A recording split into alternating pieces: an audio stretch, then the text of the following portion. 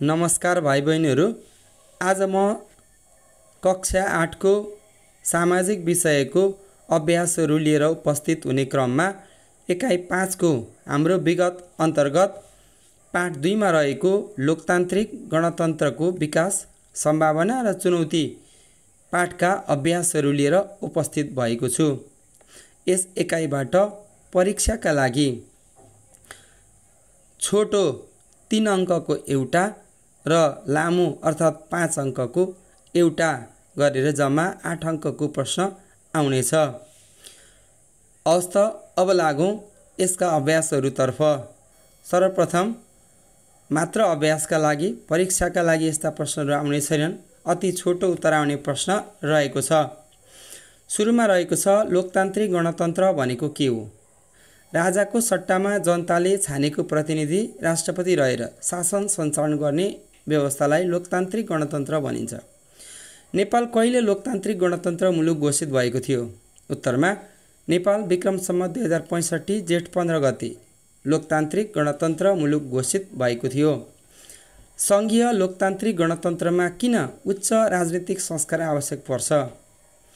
राजनीतिक विश्वासका आधारमा मात्र लोकतान्त्रिक गणतन्त्र सफल हुने भएको हुनाले उच्च राजनीतिक संस्कार आवश्यक पर्छ।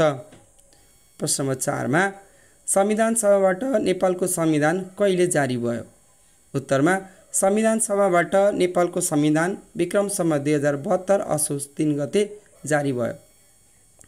प्रतिनिधि सभा तथा प्रदेश सभाको निर्वाचन कहिले सम्पन्न भयो?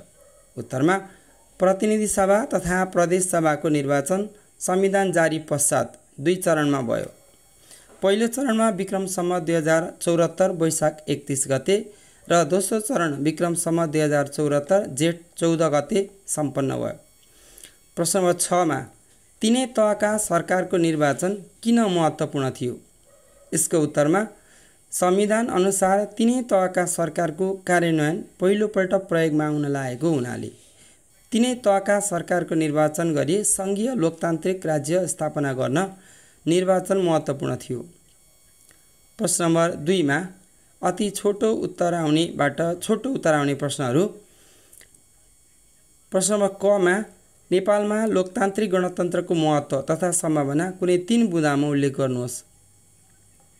उत्तरमा जनताले छानेको प्रतिनिधि राष्ट्रपतिको सर्वोच्च पदमा पुगेर शासन गर्ने व्यवस्थालाई लोकतान्त्रिक गणतन्त्र भनिन्छ।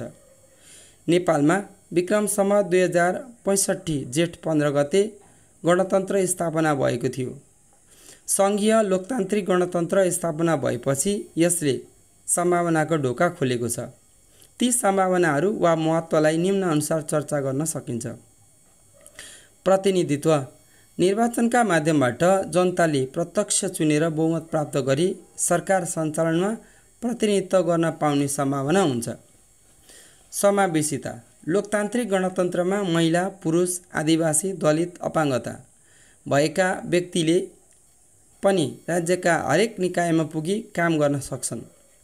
कर्मका आधारमा सर्वोच्च पदमा पुग्ने सम्भावना राज्यको सर्वोच्च पदमा मेहनतका आधारमा कुनै पनि व्यक्ति पुग्न सक्छन्। त्यस्तै प्रश्न नम्बर ख मा छ लोकतान्त्रिक गणतान्त्रिक व्यवस्थामा शासन सञ्चालन कसरी हुन्छ?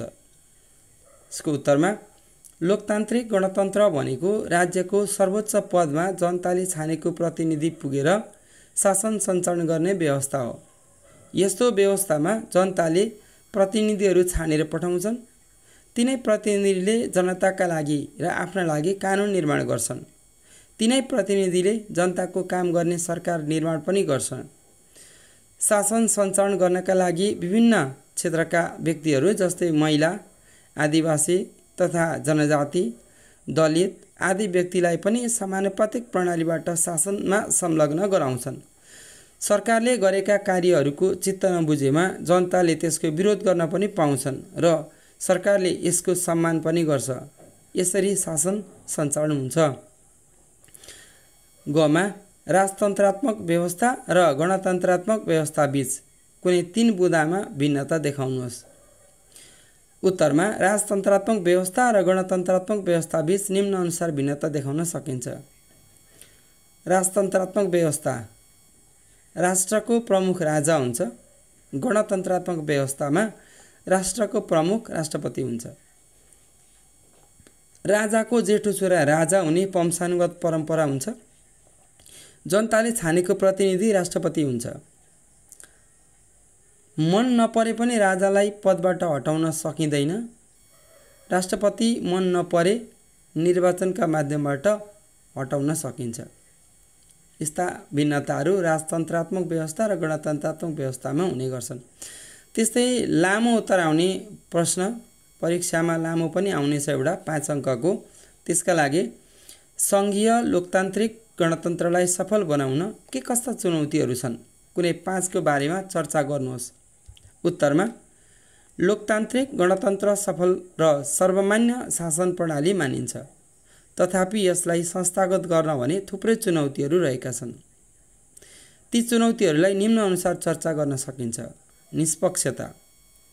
लोकतन्त्रमा फरक जाति, लिङ्ग आदिको व्यवस्था हुनुपर्ने व्यवस्था हुन्छ। कतिपय स्थानमा फरक फरक दलको सदस्य हुनुपर्ने हुन्छ, तर दलहरूले दलको प्रभावबाट माथि उठेर काम गर्न चुनौतीपूर्ण हुन्छ। सीमित व्यक्तिको नियन्त्रण। राज्य सञ्चालनमा सबै जाति, भाषा, भाषी, धर्म तथा संस्कृतिका व्यक्तिहरूले आफ्नो प्रतिनिधित्व भएको महसुस गर्नुपर्ने ठाउँमा सीमित व्यक्तिको नियन्त्रण हुन सक्छ। यसलाई रोक्नु चुनौतीपूर्ण हुन्छ। उच्च राजनीतिक संस्कार। लोकतान्त्रिक गणतन्त्रमा उच्च राजनीतिक संस्कार आवश्यक पर्छ। यसका लागि दलहरू बीचमा राजनीतिक संस्कार विकास गर्न चुनौतीपूर्ण हुन सक्छ। आर्थिक भार। लोकतान्त्रिक गणतन्त्र शासन सञ्चालनमा धेरै सरकारहरू हुने, धेरै प्रतिनिधिहरू हुने भएको हुनाले खर्च धेरै बिहोर्नु पर्ने हुन्छ। यसको व्यवस्थापन गर्नु चुनौतीपूर्ण देखिन्छ। सहमतिमा अवरोध। लोकतान्त्रिक गणतन्त्रमा बहुमतका आधारमा विकासका कार्यहरू तथा शासन सञ्चालन गर्नुपर्ने भएको हुनाले बहुमत जुटाउन कठिन पर्न सक्छ। यसलाई समाधान गर्नु चुनौतीपूर्ण देखिन्छ। हवस् त आजलाई यो पाठका अभ्यासहरू यति नै। बाँकी फेरि अरू पाठका अभ्यासहरू लिएर उपस्थित हुनेछु। त्यतिन्जेलका लागि बिदा दिनुहोस्। हवस् त, नमस्ते।